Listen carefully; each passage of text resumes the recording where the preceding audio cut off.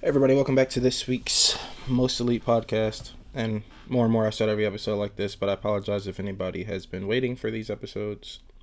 Outside of this virtual space, there is just time constraints. So it's hard. And that's all I'll say about that. This week we're talking about the Avengers. I meant to get to it forever ago, and I just couldn't. By now, everyone should have played it. The Avengers, a third-person action adventure RPG, I guess. Uh, I mean, it'd be hard to talk about the Avengers without talking about some of the lead up to the Avengers. So let's do that first. So when the game was announced, there was a huge guffaw about the character models. Some of it legitimate, some of it like, oh, they kind of look a little unpolished. Sure, they were unpolished because the game was not coming out yet. It was not done yet. Every tech demo you've ever seen at the bottom has, this is in development and is subject to change. You know, like there's no, if you're shown a demo of something, especially early development, you, you gotta assume that it's subject to change. Every single thing, every time. Something might look a certain way and then not look a certain way later. It's with every game. So yeah, I guess it's a legitimate criticism, but also come on, guys, we know what it is, and this is why I wanted to talk about it first. It's that any superhero IP turned into a video game stands the impossible test of being compared to the MCU, which is the Marvel Cinematic Universe. And anybody who watches my channel with any regularity knows I'm not a fan of the MCU. And the reason I'm not a fan is kind of doubles into what I'm talking about now. I'm not a fan because the MCU has created, while it has created fans of the characters, the issue is it's created fans of only the MCU characters.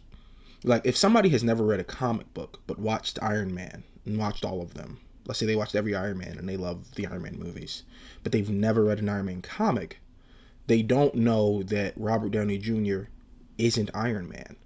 Maybe the comics have reflected that now in that change where he sort of is like the Robert Downey Jr. version, but prior to that, he was not. You know, not just comics, but all creative mediums are constantly changing to match the market.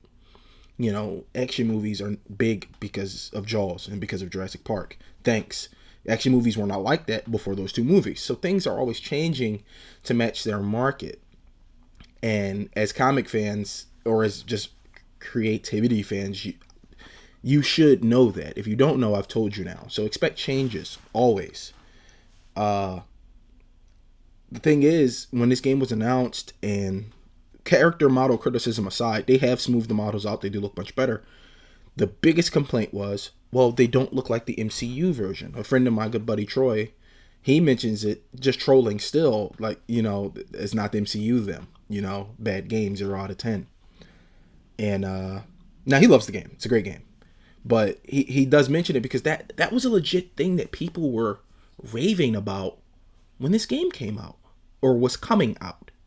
I haven't seen it so much now. Maybe because I don't like to look at toxins just in word form on forums. So maybe it's still there. I don't know. But I know the lead up of this game, that was a legitimate criticism that people had. They were like, "Whoa, no, they're not. They're not the movie people. I don't want to play the game." Like, wait, what? What are you talking about? What do you mean you don't want to play a game because it's not the movie people? The movie people aren't the characters. They're the movie versions of the characters.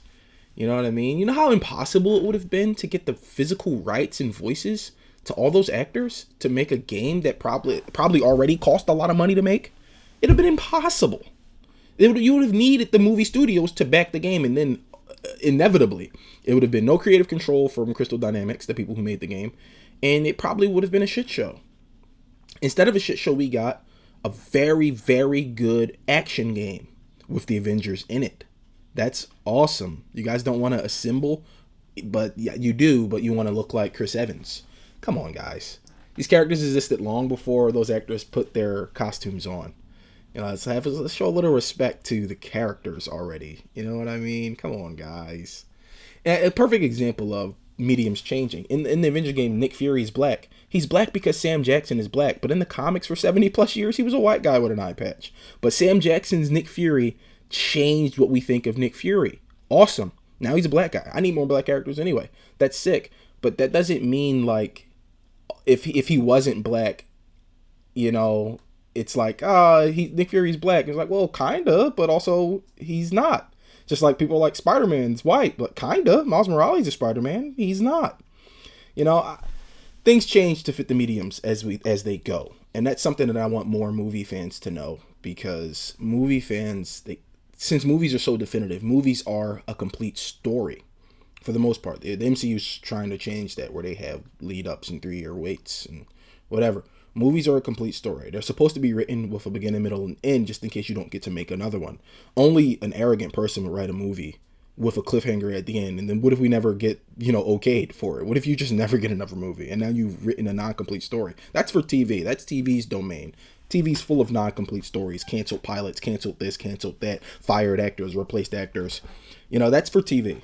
Movies, though, they should be complete. And since they are complete stories, it's kind of hard, for movie fans to say, to accept change, because we get the end. It's the end of the story. So for MCU fans, when you see the end of your stories on the screen and you think, well, this is it, these are the characters, and then you're presented with a game that isn't what there's going to be some pushback. And I want you to not push back. I want you to lean into what you're seeing, because it's good. All of me ranting like this is going to say that the Avengers game is a stellar game. It's amazing. I mean, it's super fun. I'm going to put some footage up. I hope it doesn't get torn and ripped when I upload it to YouTube. But if you can see the footage, I'm just playing the opening level here, because when I recorded this, because I pre-ordered it. Everyone's like, don't pre-order ever, and I agree. But I didn't want to play it early just in case it was bad and I could release the episode early and say, look, here's some things to know. But it was amazing, so I didn't even have to. I pre-ordered it, so I got the 3-day early one, and so I'm playing just that opening stage. I didn't want to give it was spoiler free. I wanted to do a spoiler free video, kind of like when I did Jedi. I just played the opening planet because I didn't want people to, it just came out, and I don't want to ruin anyone's experience. Games are definitely narrative based, and I would hate to ruin your experience. So I'm playing the tutorial level that everyone's seen a billion times, the A-Day stage in the video, if you can see it. If you can't see it, you've seen the A-Day stage a billion times, so use your imagination. You know what I mean? I mean, it is what it is. But so there's a couple of things in the Avengers game that are important. One is character feel is amazing. Every single character feels like they're from a different game. And that's hard to pull off in a game like this. Of all the characters I play with, I think the Hulk is the most fun, because you're just running around beating people up. You're the Hulk. Avengers is a brawler at its core. It's a beat 'em up, but it's just over your shoulders, an over your shoulder beat 'em up with superheroes in it. I don't know. I mean, that's such an easy idea. I can't believe that more superhero games don't exist just with that template. Batman exists, and that's kind of what that is. But Batman is an open world game. It's a big map, and you have access to it. But it is a third person brawler. There's the combos and basically Devil May Cry Triple S levels in Batman. You know what I mean? It's a brawler. It's a beat 'em up with Batman in it, and that's probably why it works so well. There's some stealth segments, and later they added cars and stuff. They expanded that, but the core of the game is just you're beating bad guys up as Batman, and that's why it sells. The Avengers copied that. Good on them. You're beating bad guys up as the Avengers. Come on. So I think character feel is fantastic. I really do think they nailed the feeling of being these heroes. Playing this store is awesome. Quick side note, playing this store upsets me, because playing this store makes me realize even more so that we need a Superman game. Yeah, if you throw away Thor's hammer and float off the ground, it's so reminiscent of Superman. He's got the heroic pose, his chest is puffed out, he has a cape depending on which costume you're wearing. And it's like, why am I not Superman right now? Why am I not Superman? That's a podcast I did prior, but it brings it up more and more when I play a store, because it's like, yo, I should be beating up bad guys with an S on my chest. But hey, I'm Odin's son in this case, so it's okay. Um, Character feel amazing. Everything about each character feels unique to them. It feels like, and if you master, they have 3 level up ranks. There's basic moves, specialty skills, and mastery skills. The mastery skills overall change everything about your character. They change if your EMP field heals you, or if your EMP field reflects projectiles as Iron Man. They change if your hammer pins enemies to the wall, or if your hammer sticks to the ground and sends out waves of lightning if you're Thor. Things like that. And your regular attacks, there's tons of different ways. They tried to break it up into classes. Do you want to be ranged? Do you want to be melee? And they tried to balance that. It's hard to do. So for me, some of it's like a little bit missing, but for the most part, you have options. You have ranged or melee. Those are your 2. How you going to play, or you can play a hybrid of them if you would like. The melee characters have a bit of a learning curve because the enemies can one-shot you pretty easily if you're not careful, and they don't really open up until you get to level 15, where you can get those masteries and get those specialty points sort of working in your favor. Then you feel mighty. So yeah, I think that those 2 things were stellar. I think that the character feel and the level up sort of the level up system is well implemented. The story is great. If we're going to go to story, the story of the Avengers is really, really good. They did the Inhuman storyline, and the Inhumans are a well-known Marvel entity at this point. We got Black Bolt. They live on the moon now or some crazy shit like that. They did the Inhuman storyline, the birth of the Inhumans. And for those lacking in knowledge, if you're just coming over from the movies, that mist that you see, the Terrigen Mist that created the Inhumans, also later did a plot line for the X-Men, which it made mutants incapable of being born. No new mutants, because the Terrigen Mist killed a lot of them, and for the runs that it didn't kill, it made them infertile. And that leads into a giant storyline of X-Men versus the Avengers, which is great. There's a lot of comic history in this game. A lot of like nods and callbacks to things that I hope are coming to the game. I sincerely hope we get some X-Men in this game. That is my sincere wish. I want to play as Cyclops. I want to play as Wolverine. Nightcrawler. Oh my goodness. Could you imagine Nightcrawler, a third-person action adventure game, teleporting around, beating people, swashbuckling? Give him his swords. Give him his dual blades. He has dual blades. They never show him anymore, but he has them. Give him those. Let me stick to walls. Spider-Man's coming, 2021, for PlayStation users only. I know that bums some people out, but look, it's business. As I've discussed before, the companies talk a big game about everyone playing together and having fun. They really want you to just use their system. And Spider-Man is this sort of carrot on the stick for those on the fence about buying it on PlayStation. I wanted to use Spider-Man, so I bought it on PlayStation. But I also want to play with my friends, so I'm going to get it on PC as well. And that's just the situation it is. And for those of us who can't do that, I'm one of them. Somebody's going to get it for me on PC. I'm not buying it myself. But for those of us who can't do that, it is hard to make that choice. It's really a bummer that you have to make that choice. But the reality of the world is games aren't immune to capitalism.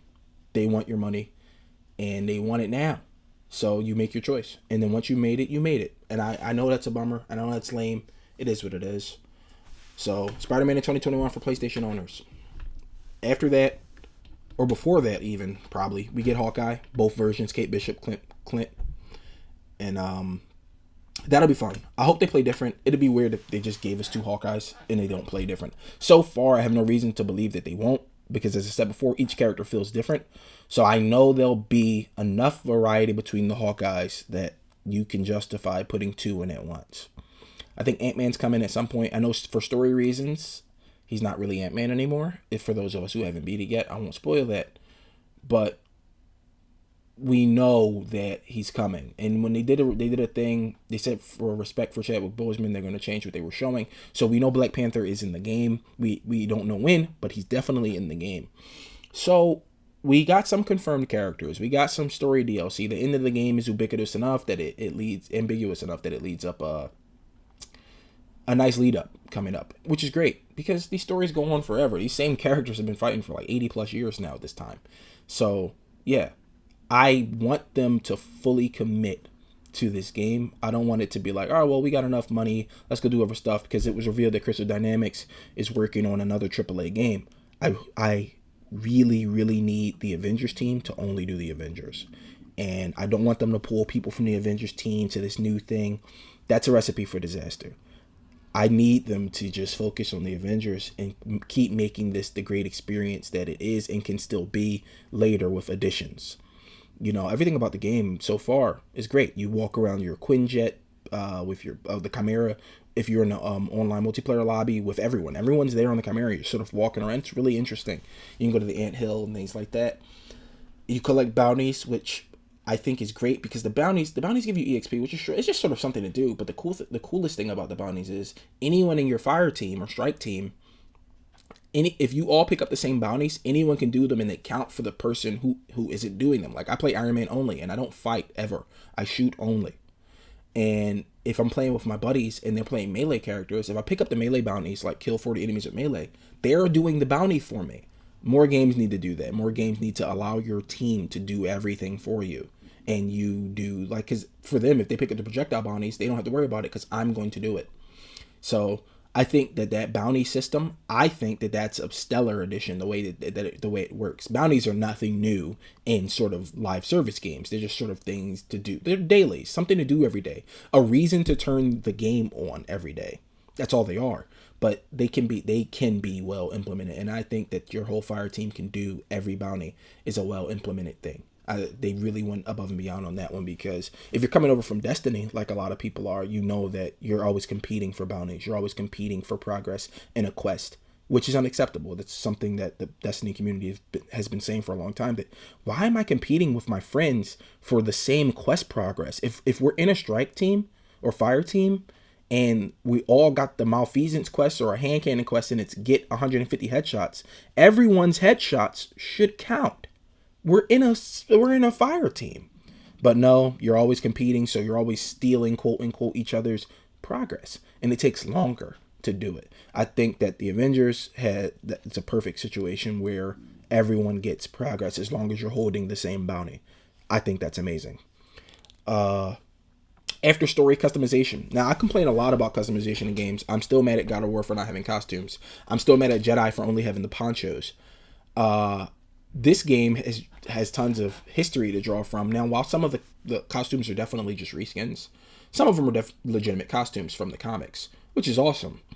I hope going forward we see more and more. I want more. I want more diversity in my costumes, because it's easy to get away with a reskin. But give me Bruce. Give me Bruce as a costume. Bruce with glowing green eyes as the Hulk. You know what I mean? Give me something like that. Give me something like Tony in a business suit, Iron Man, or Tony with the see-through nano suit. You know, I want that, because there's a lot that they can do with these characters. These characters have seen the end of the world. They've done everything, and they've worn the best swag while doing it. I want to be that. I want to wear that. Give me Nexus Thor. You know, he's in Fortnite. Why is he not in this? You know what I mean? And I know the game just came out, so these are just things that I want. I'm not saying it makes or breaks the game, but as the game continues, I expect to see it. Otherwise, it's like, whoa, what? You know, the game just came out, and I know some of the criticism, some legit criticism is, well, it has no in-game right now. No, it doesn't. It just came out. I mean, none of my favorite games or your favorite games launched with an in-game. The only game that successfully launched with an in-game but then blew it was The Division 2. It launched with an in-game. Blew my mind. I couldn't believe it. Like, wow, it has an in-game? And then it squandered it, and now it's trash. But it did do it. So the precedent's sort of been set. I'm giving this game a pass, because I talk a lot about this on the channel, that we keep giving certain games passes but other games not. I'm giving everything a pass because why? I'm not going to be a hypocrite. You know, if I gave Destiny a pass, I can give this a pass. If I gave the Division 1 a pass, I can give this a pass. So I'm giving it a pass until more time is going by. Let's look at the end game a few months down the line. Maybe 3, maybe 4, maybe 5, maybe even 6. It took the Division 1 6 months to be anything. So we'll see. But as the game state right now, it is a perfect game to either play by yourself, because your AI companions, the cool thing about your AI companions, while they don't level up when you level up, like in Ultimate Alliance, just being on your team, when you level them up and equip them with items or change their costumes when you play not with them but have them as your companions, everything that you've done, they have now.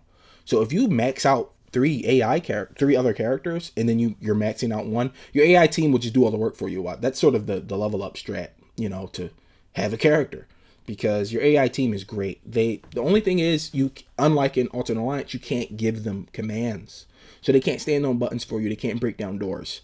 So some missions you'll find yourself replaying just to do that thing you couldn't do with whatever character you are, and that's a bummer. But that's the direction they went. I mean, that's something maybe they'll change in the future, maybe they won't. That's just what it is. If you're playing with your friends, your team is probably diverse enough that you can open every secret area in any given stage. But if you are playing with the AI, it sucks. Nothing you can do. But the AI team is an excellent addition to the game, and if it always feels like you have enough, like if you go down, your AI team normally always picks you up. And it's really good. I think that the AI team, I know it's a little reservation going in with like, oh, AI is normally dumb. These ones are all right. They did a good job with this AI team system.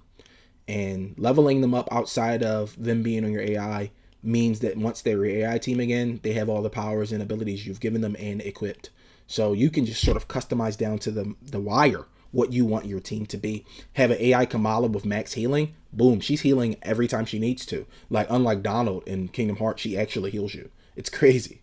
So I think the AI, they swung for the fences on that one. They did a good job. Moving on to combat. Again, it's character based. As the Hulk, you're obviously using melee. He can heal himself by dealing damage. He's the Hulk. Iron Man, I only shoot. So anyway, I started blasting. That's like my go-to. Same thing for Black Widow. She's more of a melee character, but she has gun options. I only use her Magnum option and just shoot. I don't do any fighting. Turn invisible, get some headshots. Run around, turn invisible, get some headshots. That's how I play her. Might sound boring, really fun in the moment. Yeah, combat is character dependent, but when you do play them, it's like, man, they put a lot of care into this. Now, back to the Spider-Man thing really quickly. People are like, well, Black Widow has a grapple and Kamala has stretchy arms, and what's going to differentiate Spider-Man? Swinging. Probably nothing. He'll just be swinging. The only thing is his movement power, like Thor can fly and Iron Man can fly, will probably just be swinging. And it'll be the classic swinging, the PS2 swinging on nothing, because, I mean, there's no way they're going to, if they program it like the PS4 Spider-Man, where there has to be something there, wow. Big wow if they do that. But it'll probably be classic, I'm swinging to nothing Spider-Man, which is good. It's just movement power. It doesn't actually matter. Like Marvel Heroes Omega or Marvel Heroes for PC. Spider-Man swings on nothing. He's just swinging. Alternate Alliance, he swings on nothing. Same as Venom, swings on nothing. That's their movement power. So it should be fine. As far as combat goes, he's going to be probably super web-based. He won't fight like Black. She has like two things where she can grapple the enemies. All of his moveset will probably be grappling the enemies. Spider-Man's diverse enough that he's not going to be Black Widow. He's not going to be Kamala. I know I get scared that the criticisms aren't from a place of, well, I want the game to be good. I get scared that they want to tear it down. Because leading into this game, there was so much of trying to tear it down that it really baffled me. I talked about it on my last superhero podcast. Like, you guys don't want to be superheroes anymore? Like, with the reveal of the Arkham Knights game, and people are like, oh, it looks like an RPG, and there's damage numbers. So? Like, what are you talking about? There's damage numbers in the Avengers? It's a stellar game. And no, there's no content gating in the Avengers, except kinda if your item isn't high enough level, but that's any loot game. That's not superhero specific. That's any loot game. It's like, oh, you want to fight level 40 monsters? You're level 5? Oh, yeah, no. So, I mean, I don't know. There's a lot in the Avengers game that I remember seeing articles like after its release, like the Avengers is the good destiny, or like the Avengers surprisingly awesome. I'm like, what do you mean surprisingly? It looked awesome already. The thing is, for the tunnel vision people, well, it's got to be bad because it's an Avengers game and it's not the MCU them, or it's a superhero game and superhero games aren't good, even though we have tons of examples of the good ones. For people who only see it through that lens, they need it to play it to believe. But for somebody like me, it's like, I mean, it looks really fun. The combat looks really engaging, and there's no better feeling than being a superhero. So, and I think the game story captures that best, because the main character is Kamala Khan before she's Miss Marvel. She becomes Miss Marvel through the events of the game, but all through the game, her childlike wonder is on display. She geeks out over paraphernalia in the old Avengers base. She marks out, as to use a wrestling term, for meeting the Avengers. And like, there's a cool scene where she's like, Cap, are you gonna say the thing? He's like, what thing? She's like, Avengers Assemble. He's like, what? Like stuff like that is like, yeah, that's all of us. That's the reason we bought this game. That's the reason we watch those movies. We all want to be those people. And then when I see the criticisms, like just striking it down before it's even out, I'm thinking, do you no longer want to be heroes? What is wrong with you? You just no more heroes? We're just no more heroes, huh? We Suda 51 or whoever made No More Heroes. It looks like a Suda 51 game. I don't remember. But we're not, that's gone. That childlike wonder, that looking up and being inspired, that's gone. Come on, guys. Don't be like that. Please, for me, don't be that way. It's okay to be inspired. It's okay to want to be a hero. There's nothing wrong with that. That's awesome. And Kamala perfectly represents that in the game. Yeah, I mean, if you haven't bought it yet, or if you were on the fence of buying the Avengers, please go and buy it. It's super fun. I can't wait for them to add a legitimate in-game. I can't wait for the raids, because they're coming. They have to. I can't wait for it. It's going to be great. I can't wait for more bosses. Right now, we got like Taskmaster Abomination. I want more. I want more. And the Marvel Universe is huge. They have everything they need. I want Silver Surfer. I want to be Silver Surfer. There's so much in this game. The way these characters play, I can only imagine how cool most of these Marvel characters will be in this system. And I really, really, really hope they live up to that dream, because they're on their way. They got 2 feet in the door, and they're walking in the right direction. They're getting a drink off the maitre d' as they walk by, really suave, like without looking. They're moving in the right direction at the right pace. I like it. I want more, and I can't wait. So that's my time this week, guys. Go play the Avengers. You will not regret it. All right, guys. Thanks for stopping in. See ya.